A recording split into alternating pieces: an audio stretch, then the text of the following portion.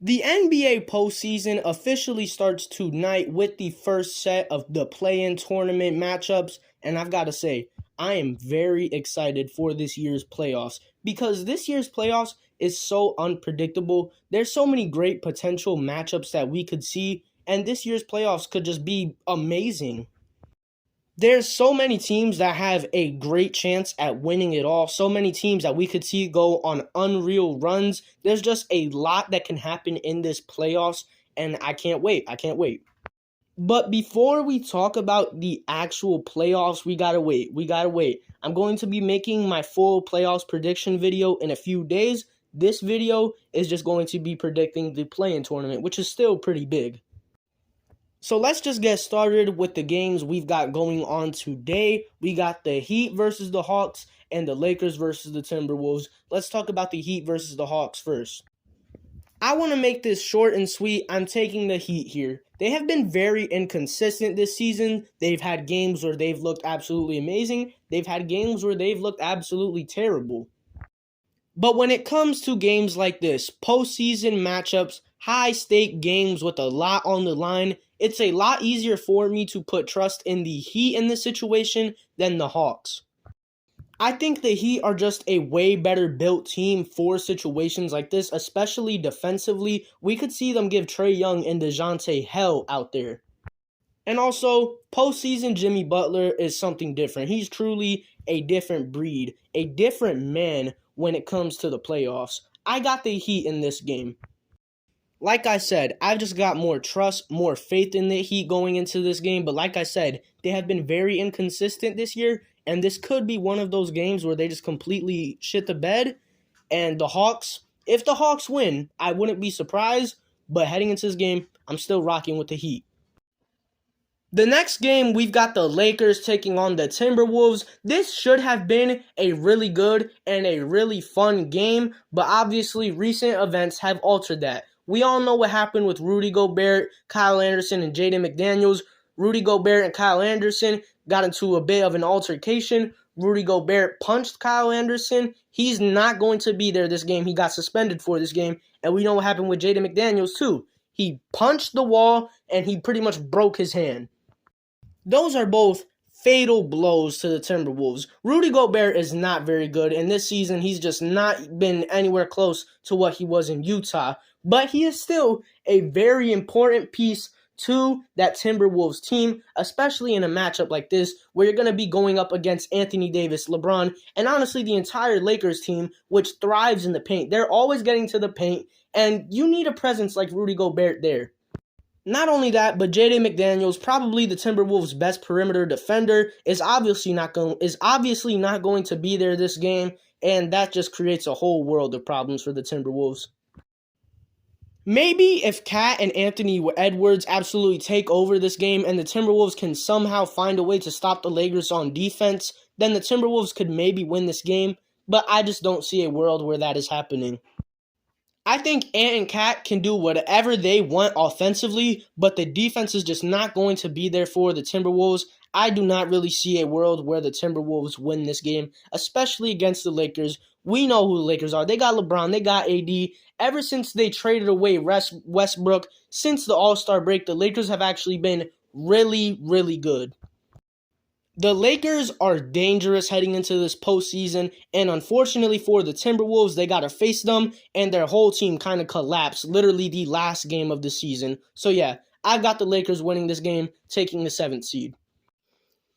Then we've got tomorrow's matchups, the 9 and 10 seed games. Let's start off with the Eastern Conference game tomorrow, the Raptors taking on the Bulls. This is another one I want to keep short and sweet. I got the Raptors winning this one, and it's kind of like what I said with the Heat earlier. I feel like the Raptors are just more built for this. I have more faith and trust in them heading into this matchup. That's because I think the Raptors have what it takes defensively to really make DeMar DeRozan and Zach LaVine, and honestly the entire Bulls team, really struggle this game. The Raptors' length across all of their positions is absolutely insane. From 1 to 5, other than maybe Fred VanVleet, the Raptors lineup is filled with lengthy, great defensive guys, and like I said, I just think the Bulls are going to really struggle to score in this game. I've got the Raptors taking this game. Again, I would not be surprised if the Bulls won because of a crazy game from DeMar or Zach, but I personally just don't think that's going to happen. I got the Raptors. And then the other 9 and 10 seed game, the Pelicans taking on the Thunder. This one is going to be fun. Let me say, this is going to be a very fun game. Shai has been on an absolute tear this season. You could argue that he has been the best guard in the NBA this year. And he's been, like I said, he's been absolutely phenomenal this year. I could see the Thunder winning this game solely because of Shai Gilgeous-Alexander going off. But I think the Pelicans are still going to win this game, even if Shai goes crazy. I don't think one man can take down an entire team. We have seen the Pelicans in situations like this before without Zion. Literally the entire postseason last year, they didn't have Zion. They fought through the play-in. I'm pretty sure they were the 9th seed in the play-in, which is kind of crazy that they're the same seed this year. And we saw them almost take the Suns to 7 games last year. I just have more confidence in the Pelicans, a team that has proven they can do this, rather than the Thunder, a team that has definitely not proven they can do this.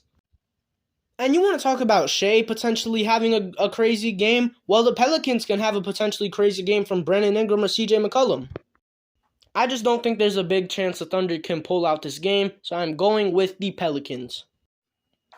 And then the hypothetical matchups that would be created according to my predictions would be the Hawks taking on the Raptors in the Eastern Conference and the Timberwolves taking on the Pelicans in the West. So let's talk about these matchups, pretty much determining who's going to get the 8th seed. Let's start off with the East, with the Hawks taking on the Raptors. This one's a little tough for me, I gotta be honest. Because this is such a what-if matchup, so much could happen in these next few days, and 2 completely different teams could be playing for the 8th seed, so this is kind of hard to predict. But if this game does happen, which I think it will, I got the Hawks. I know I talked a lot about the Raptors and their defense, and the Hawks and how their offense could struggle against great defensive teams, but I think Trae Young is just too much for the Raptors. Trae Young and DeJounte Murray. There's not much I really got to say for this matchup if it were to happen. I just think the Hawks offensively would outweigh the Raptors defensively. So in this hypothetical matchup, I got the Hawks winning, and they will go into the playoffs as the 8th seed. And then the Pelicans taking on the Timberwolves in the West. If this game were to happen, I got the Pelicans taking it. The Timberwolves, there's just so much going on with the Timberwolves right now, and it's really hard to have any faith in this team right now. And like I said, we've seen the Pelicans go through this last year. I think they can pull it off again this year.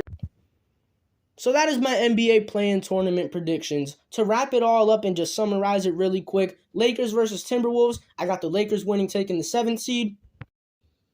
Heat versus Hawks, I got the Heat winning, taking the 7th seed.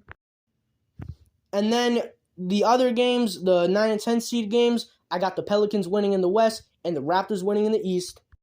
And then the games for the 8th seed, the Hawks versus the Raptors, I got the Hawks winning that one, taking the 8th seed. And then in the West, the Pelicans versus Timberwolves, I got the Pelicans taking that game, and they will get the 8th seed. So that's my play-in tournament predictions. My full playoff predictions is coming. Don't worry. I just got to think about these series a little bit more and let the official matchups finalize.